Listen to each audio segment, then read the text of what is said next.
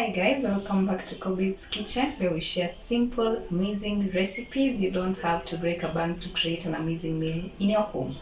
And homemade food does not have to be boring. Thank you so much for my returning subscribers. Thank you so much for my new subscribers. Karibuni sana. I don't take it for granted. I really do appreciate for you being here.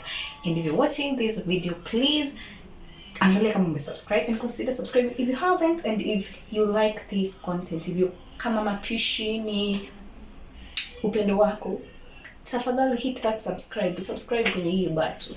So today I'm going to be showing you how I'm preparing my beef stew for today. There are actually very many ways to prepare beef stew, but this is one of the many ways that I do prepare my beef stew. So sit back, relax, of course. Let's head over to ingredients. For the ingredients, I've put together 2 medium-sized tomatoes. Then I'll be having an onion, the red bulb onion. Then I have 4 cloves of garlic. I ran out of ginger, so I'll not be using ginger for today, but please put your ginger if you have some. That's why I keep telling you, you can always jiggle around with your ingredients, with your already the to go to ingredients that you have in your house. It's not you're not bounded to this particular ingredient that I have. I'll also be using tomato paste and Daughters of Mountains. I'm going to be having carrots.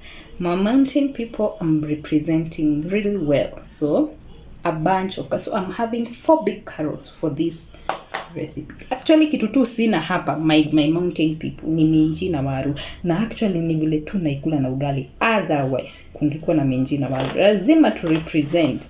And I'm going to also have some dark soy sauce.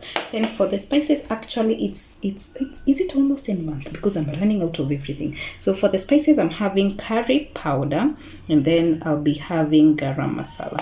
So let's head over to our pot and mix everything together and show you that process. Oh, and the meat from my butcher. This is how they funga meat in this local butcher. So this is my meat. I'm actually using a kg of meat. So let's head over to a cooking pot and fix this quick meal. So in my pot, in my empty pot, I'll put on my fire and then just nieke nyama yangu. So do you wash your meats? Do you? For me, I don't think I wash. I think, is it a myth or it's something that I've come to carry on to my home, that when I wash my meat, I tend to lose the taste. Anyway, wash your meats if you do. If you don't, be like me, just put your meat in whatever. So I really don't wash my meats, not unless mimi nimejichinjia the cuckoos and stuff. That's when I wash my meat. But for the rest, I don't wash my meat. So I'm never going to wash my meat. So can you come for me at you wash your meat? I'm not washing my meat. I'm putting it together that way. So I'm going to be letting it ishike moto and then adding some salt, because nataka for today I'm not going to be like literally boiling the meat first. I'm going to be letting it even maji yake first. So I'm hoping this is the kind of the cow that has gone to group of schools. Like I'm just hoping si ngumu, but ikikuwa ngumu, we'll go ahead and add a little bit of water. So I'm just adding in enough salt to let it cook. So I'll lower my heat at this point and just let the meat cook in its own juices. Okay, so that's basically it for now. So I'll just koroga and let it cook with its own juices, and then we'll be back. Okay, stick around. So we're waiting for it to cook with its juices, and as you can see, the process is nicely there. As you can see, these are its juices, and I'm going to taste nisikie kama it needs more boiling, ama it will be good to go if I add in my spices at this moment, ama niaje. So I'm definitely going to be tasting. Mimi ni wale watu wa kushinda nikitest nyama every single minute. So my sufuria inaweza kuwa na kilo ya nyama by the time inaiva.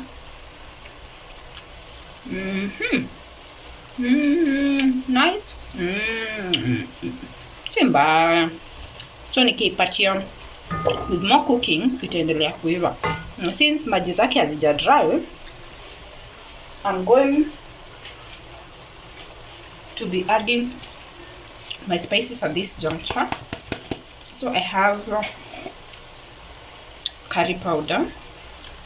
Niongeze curry powder, a teaspoon of curry powder. So use whatever spices that you have. Don't be tied by easy tu zenye niko nazo. So I only have curry powder for my ground spices and garam masala. I'll be putting a teaspoon and a half of garam masala. So I ran out of any other spice that I would have used, but you can go ahead and add in paprika if you want, any other spice that you feel like you love. Okay, so sasa since maji yake haija kauka, I'll just let it zive. I mean maji kauke as the spices infuse in the meat. So it will take about 2 to 4 minutes. And then if it dry up, we'll go ahead and add in the rest of our ingredients to the whatevers. Okay, yeah.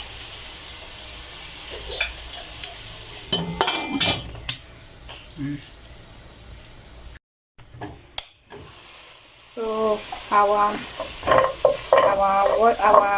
meat juices are drying up, and at this point is where I add in a tablespoon or 2, or just an equivalent amount of oil. So some oil to fry it up.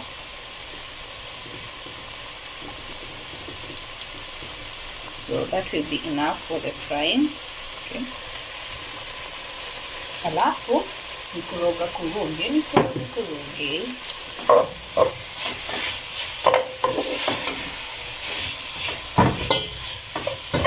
Usiniingize kwenye hizo bones zingine zibienda. I have a cut.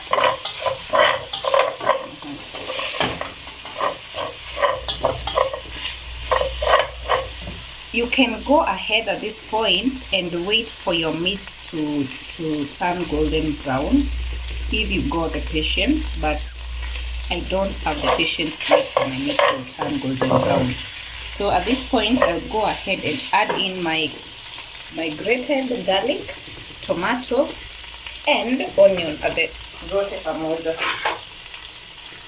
So just add them all at once. So you can also blend your tomatoes to even the cooking process, ama ndo usipate the strands of nyanya. Note, I've not added the carrots at this point because I need them crunchy.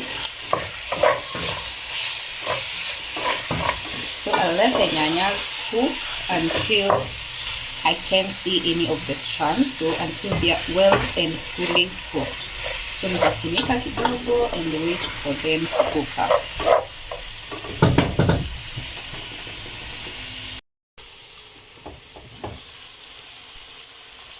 So as you can see, nyanya zetu zimeiva vizuri, and it actually has a very nice color in it. So now I'll be adding in my tomato paste at this point.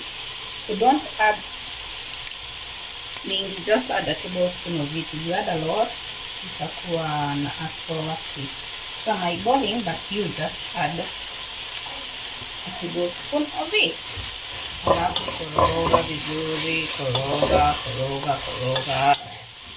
Then now at this point is where my carrots are immersed. So I add in my carrots. My numerous carrots at this point.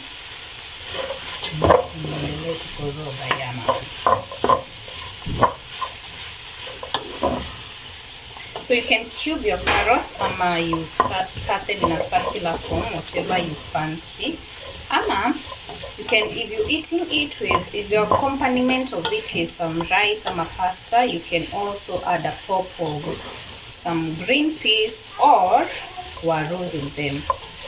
But for today I won't be having warros, but I am definitely gonna make some beef with warus and minches. So now I'll add in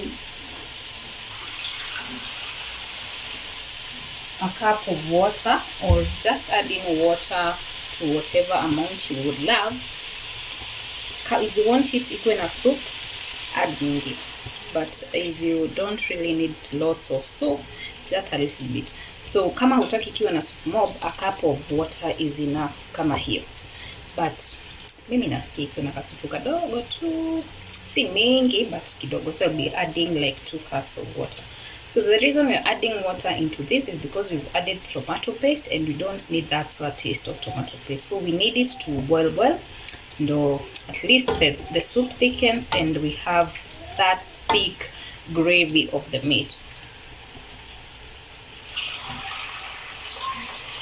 So I add 2 cups of water and then sasa ningoje ichemke. Because our meat is already cooked, nitangoja tu the maji ichemke and the gravy to thicken. So I'll be adjusting my seasoning at this point. Nisikize chumvi yangu. Of course, juu nimeongeza maji si enough, so I'll then add in enough salt to this.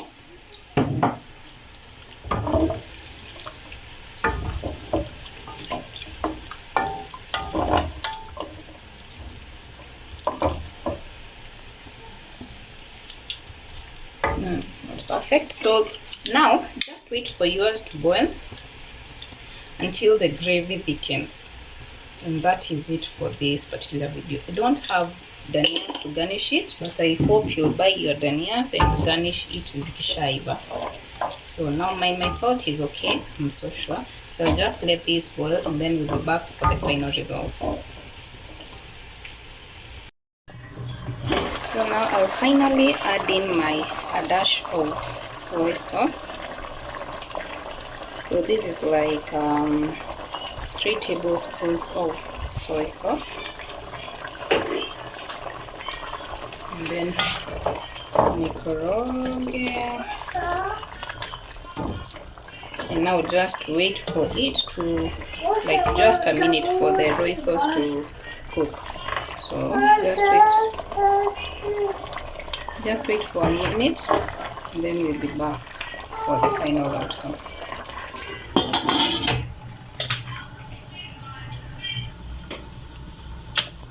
So finally we are done, and this is it for this particular video.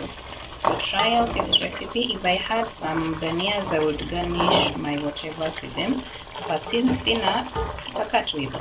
So try out this recipe and see you on the next one. Please subscribe. Bye bye.